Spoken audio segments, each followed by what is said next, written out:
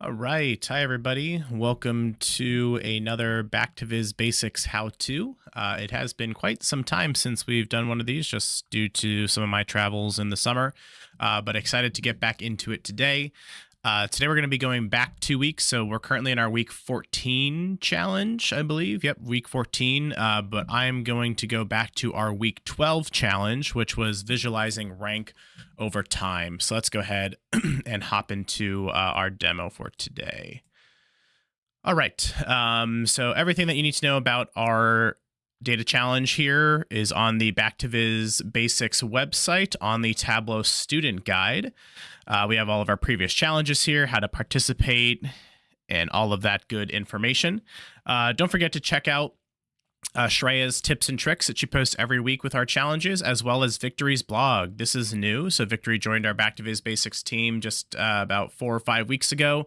And every week, every challenge that we have, she is highlighting one Viz.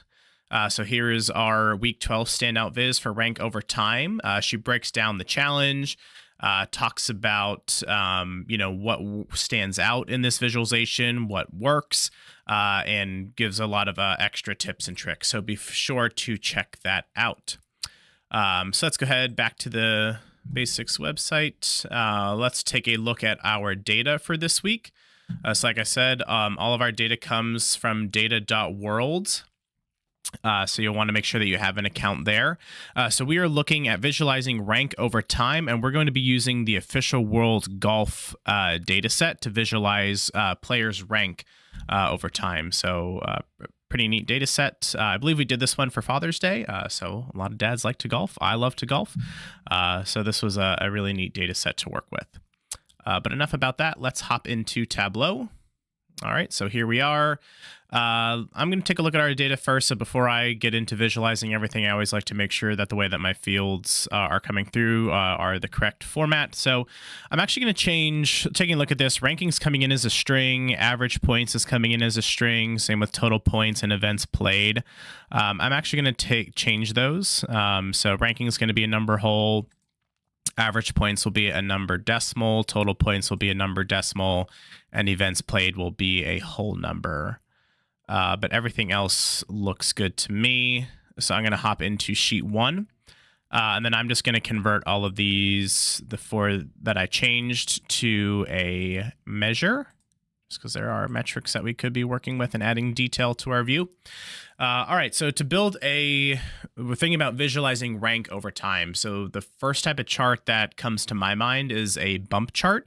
I think that's a really clean view of how to show rank over time. Really, I mean, there's a lot of different ways that we could visualize this data. There's a lot of great examples of dashboards from this week to take a look at, but I want to say that majority of the submissions that we had were a version of a bump chart. So I'm going to go and show you how to do that. I'm going to take my time field that I need, and I'm going to put that on columns.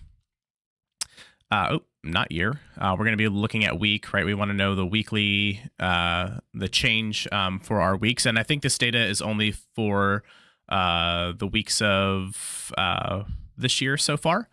So that's the data that we have to work with. And then I'm going to take the measure that I want to rank. So I'm going to take my ranking and put that onto rows. I know this doesn't look like a bump chart yet, but we will get there.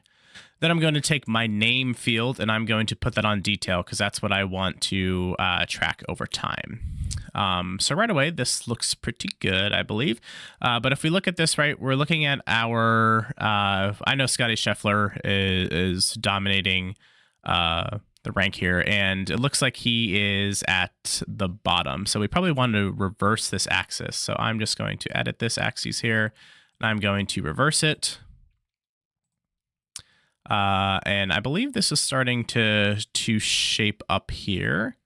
Now, there's probably a lot of different ways that we might want to format this. So we kind of have our bump chart built already. We can change, maybe like the line type. I don't think we want to use this in this scenario. It doesn't look great. But maybe, a few things that we can do. I'm just visually making sure that all this makes sense as I'm looking at it. Yeah, these people here just dropped off. So Adam Scott was at 19, 18, and then he dropped off here Yep. Okay, cool.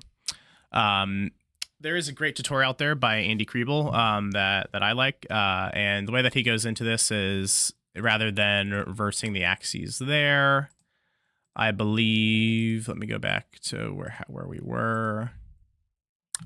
We right click on this, quick table calculation. We probably don't need to do this since we already have the rank field.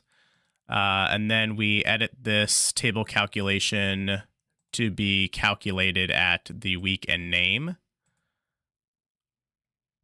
That looks exactly like what we had before, right? Yeah, so we probably don't need to actually go this way since we already have a field that is calculating our rank for us. So I'm just going to edit this axis and reverse it, just so we have Scotty Scheffler at the top. All right, now I probably don't need to show my header here. Maybe we want to add a highlighter value here. So I'm going to click the drop down on name and select show highlighter. And now when I come in here and select a drop down, I can take a look at this person's rank over time. So who do we have here? Let's look at Russell Henley. This is a pretty neat one here. The rank from all the way down here at 17 all the way up to 7 and consistently staying at 7 until we bump up to 6 and drop down to 7. So adding the highlighter is a nice feature. The way that we can maybe enhance this visualization, we probably don't need all of these grid lines behind here, so I might want to go in and hide some of those. I could probably create a dual axis here with my week by dragging, holding down control and dragging week over and selecting dual axes. Now what I can do is maybe add like a dot here on our second mark, just as like a circle value. So maybe we add name to color. I don't know, this is probably too many colors here. Week we can bring down to like our trend to like a gray value, maybe.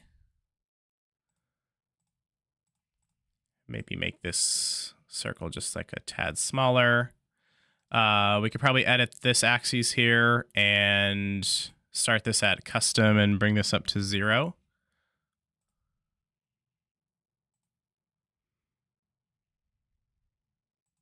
Come on. Maybe we add, at the end of our line, we add our label here. So maybe we just label the line ends. I'm kind of running out of room here. Let's see, just on the screen.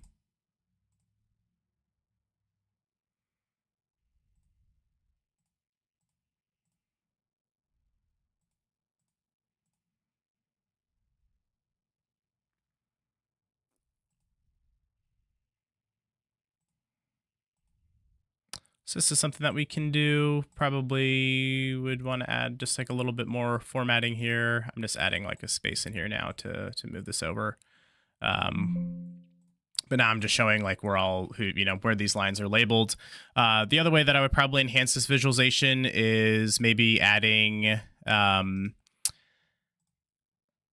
maybe 2 other views that go along with this. So we have like a ranking chart just in the front of, 1 through however many values we have here, 20, and just another chart with like the name at the end or the beginning. So there's a lot of way that we can, piece 2 or 3 charts together along with our bump chart here to really make this visualization stand out. Again, I probably wouldn't use all these colors on here, but overall, that is the very quick way to build a bump chart within Tableau. I think this is a great way for visualizing our rank over time. Even just like a simple table is a great way to visualize rank over time and kind of showing the difference in change. So that's another great way. Again, make sure you go to the B2VB Basics website and submit your visualization for this week. We have a tracker that you can find on my Tableau public page, so be sure to fill that out. This is a great resource just to look back and see all of the submissions that were done with this week. But that is all that we have time for today. I am doing another live on Thursday to go over our week 13 challenge, which is using an annotation. And then we will do our week 14 challenge review next week. So we are back on track with our videos. Again, if you ever have any questions about how to participate in Back to Viz Basics or how the process works, please feel free to reach out to me or anybody on our team. That is Shreya and Victory. You can also connect with us through the new Tableau community Slack, which is free for everybody to join. So go ahead and check that out. But thank you so much for your time today, and we'll see you next time.